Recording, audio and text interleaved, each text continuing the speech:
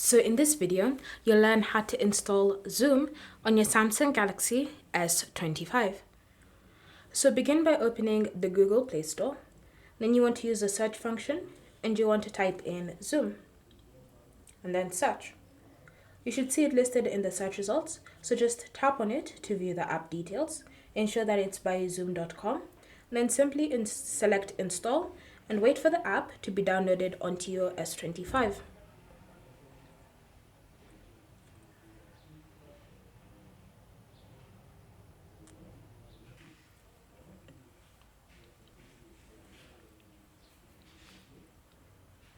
Once the app has been downloaded on your S25, you can tap on open to launch it, or you can go look for it in the home screen or the apps drawer and simply select the app icon.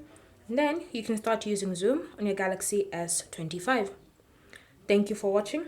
If you have any questions or comments, leave them down below and we'll get back to you.